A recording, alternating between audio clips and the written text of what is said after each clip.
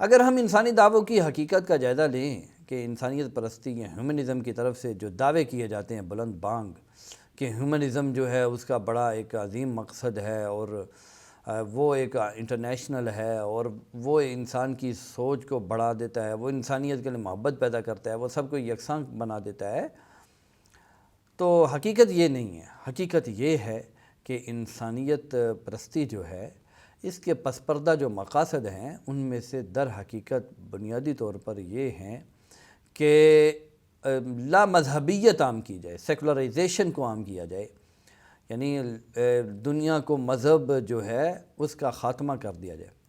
اب ظاہر بات ہے مذہب ہی ایک چیز ہے، وہ ہی ایک مزاحمت پیدا کرتا ہے قوموں کے اندر، لوگوں کے اندر، افراد کے اندر، ان کے اندر اپنی تہذیب کی پہچان پیدا کرتا ہے، اور جب مذہب کا ہی خاتمہ ہو جائے گا تو مزاحمت کا خاتمہ ہو جائے گا، اور پھر اپنے مطلوبہ اہداف کی خاطر جس طرح شریر چاہیں گے اس طرح انہیں انسانیت کو، لوگوں کو، افراد کو استعمال کریں گے۔ اور دوسری طرف اگر انسانی دعووں کی حقیقت کا اگر ہم جائزہ لیں تو یہ بھی ہے کہ پوری دنیا کو نیشنلزم میں الجھایا ہوا ہے، قومیت پرستی ہے، علاقہ پرستی، نسل پرستی، رنگت پرستی ایک طرف تو یہ ہے، جبکہ دوسری طرف انسانیت پرستی کہا جاتا ہے۔ یہ کیسے پاسبل ہے؟ یہ کس طرح ممکن ہو سکتا ہے کہ ایک طرف تو آپ نیشنلزم کی زنجیروں میں انسانیت کو جکڑ رکھیں اور دوسری طرف آپ جو ہے انسانیت پرستی جو ہے اس کی دعوت دیں؟ امپاسبل، یہ ممکن ہی نہیں ہے۔ اور اگر فرض کریں ہم انہیں تسلیم ہی کر لیتے ہیں کہ یہ لوگ اپنے دعووں میں سچے ہیں اور یہ صحیح کہہ رہے ہیں کہ پوری انسانیت کی لیے محبت ہے، یکسانیت ہے، عالمگیریت ہے، فرض کریں فرض محال اگر یہ لوگ سچے بھی ہیں، تو جو مسلم اقلیتیں ہیں کافرانہ ممالک میں ان کے ساتھ کیا ہو رہا ہے؟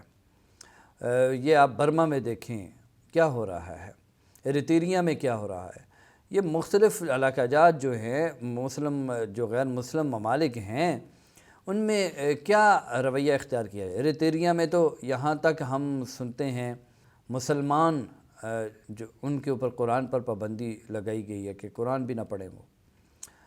اس طرح یہ ایک نہیں کئی علاقہ جات میں ہمیں یہ مثالیں نظر آتی ہیں، بلکہ خود مسلمانوں کے علاقہ جات پہ قبضے کر کے ان کا جینا اجیرن کر رکھا ہے۔ کشمیر میں، فلسطین میں، اب تو پورا مشرق وسطیٰ آتش و آہن اور آگ کا وہ ایک دریا بنا ہوا ہے۔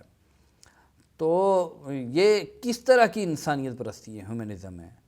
ہاں البتہ جب اقوام یورپ کو یا جب اپنا کیا نام لیتے ہیں مغربی اقوام کو کوئی تکلیف پہنچے تو پھر ہیومنزم کا نعرہ فوراً سامنے آ جاتا ہے۔ یہ کس طرح کا ہیومنزم ہے؟ یہ کس طرح کی انسانیت کی محبت ہے؟ اگر یہ سوال بھی کیا جائے تو پھر اس وقت کوئی جواب نہیں ہوتا اور کہا جاتا ہے کہ ہیومنزم کو بس تسلیم کر لو۔ کشمیر کے اندر اب اس وقت جو ہے کتنے ماہ ہو چکے ہوئے ہیں، سال ہونے کو آیا ہے کہ وہاں کرفیو لگا ہوا ہے، تو یہ کیا ہے؟ یہ انسانیت کی زندگی کو اجیرن نہیں بنا رکھا؟ اب ہیومنزم کدھر ہے؟ کہا جاتا ہے اس وقت خاموش ہو جو۔ ہیومنزم کا مفہوم بھی وہ خود متعین کریں گے اور اسی کے مطابق ہی وہ تشریح کریں گے، تو یہیں ان دعووں کی حقیقت جو ہے وہ واضح ہو جاتی ہے۔